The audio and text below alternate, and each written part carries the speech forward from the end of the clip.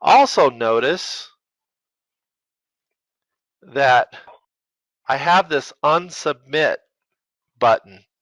If it's not past the due date, this isn't due until April 6th.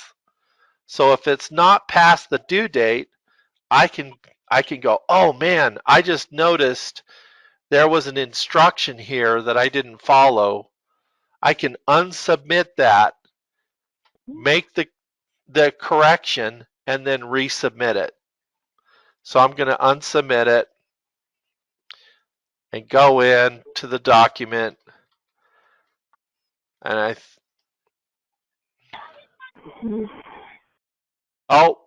I did follow the instructions. There's at least 2 or more slides to the document. I did follow the instructions, so I'm good. I can turn that back in, and the assignment's done. Okay, so that's that assignment. I've started my journal. I've turned in my knock knock joke presentation. I've also turned in my spreadsheet presentation, but the score hasn't changed, and that's because the teacher hasn't graded it yet. So as soon as the teacher sees that I turn that back in and grades it, this number here hopefully will go to 40 because I did such a good job. So look at this. I have the journal that is assigned, but I've started that. This one's turned in. This one's graded. This one's also turned in, but the book report is assigned, and I haven't done any. All my other stuff, you can see what you need to do over here. I have turned everything in or started the assignment except for the book report. So I'm going to click on book report and then click on view details. It says, please use the attached file to write a book report on the Cat in the Hat. And where's the attached file? Oh, it's because I already downloaded. That's why it doesn't come up with the attached file. So normally you would see the attached file right in here, but I goofed when I was prepping, and I already downloaded that file attachment, and I associated that with this assignment. And so I can click on that to open that book report back up, and I can go, oh my goodness, I'm channeling a teenager here. This is a lot of work. This is 6 pages already. Conclusion. I'm just going to be lazy and say I loved the Cat in the Hat until, oops, I didn't. That's just too much work for me. I'm going to turn that in. I know I'm not going to get a very good score. And uh-oh, I have a problem because this assignment is worth 100 points. So I'm going to go back. So it's due on the 8th at 5 p.m. I've turned it in. Oh, look, there's the link to the template again. I'm going to go back in and view the details, and wow, that thing was worth 100 points. And I did a terrible job. I might want to unsubmit it, take that one back, and do a better job, and then turn it back in.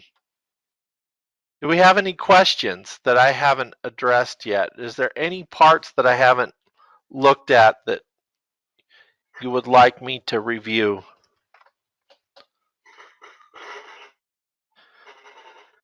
Okay, so here's a question. Do our kiddos get an email notification when someone new is added to the classroom, regardless of what that is?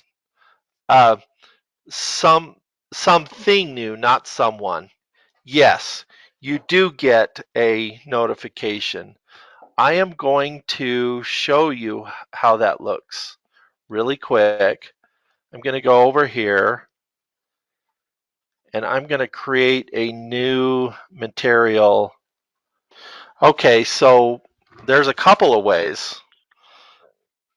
Notice that I was in my classroom and it popped up that notice that something new had been added. And it showed up here right at the top of the feed. But I'm also going to open up my email. This is the name of the teacher. In this case, I used our support address for the teacher. And it says new material video of the day has been added. So I can click on that and it just tells me, yeah, something's been added to the classroom and I have a link to open that up. I can go straight from my email, straight to that material, and oh, he or she posted a video link. So that's the two ways that yes, they do get an email each time a new post is made. They also get an email. The answer to the question is yes. Every time there's some kind of activity in the classroom, there you get an email and you get those a notice on the stream that some type of activity has happened. Okay. So there's a teacher that's with us that is posting that the junior high is posting new assignments every day. So that's a daily occurrence and something that you need to watch out for.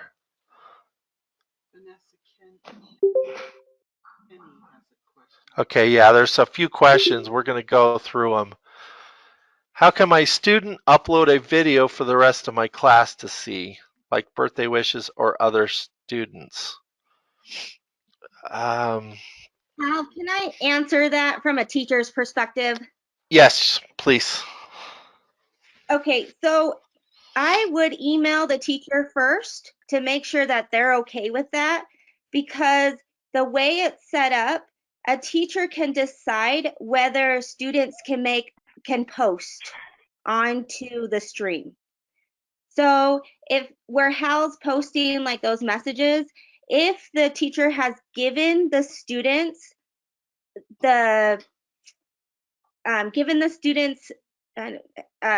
the ability to do that, then your daughter would be able to post that. But if the teacher has not given that ability, because some teachers don't want that, can turn into a liability if kids just start talking to each other, if that makes sense.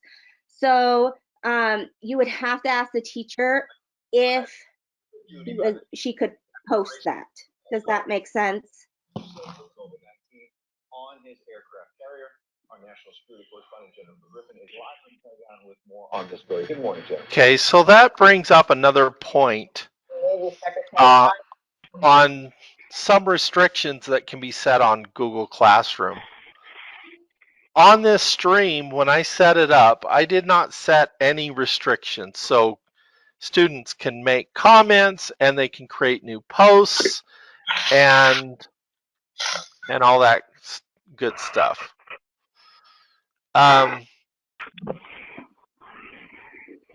The teacher can restrict it to where students can only make comments and not new posts, or that they can only read the stream and not make comments. And sometimes, with the younger kids, you won't find those restrictions as often.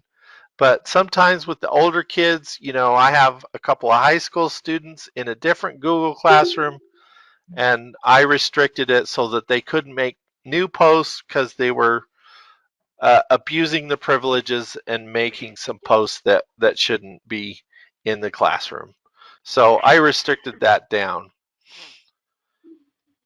Let's see. Okay, so this is a comment.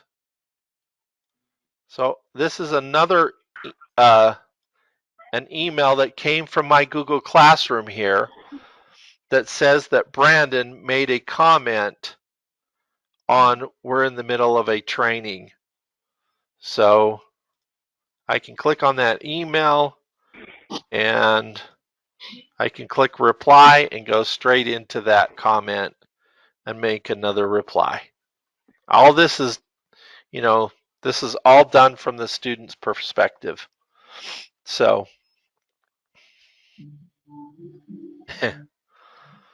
all right.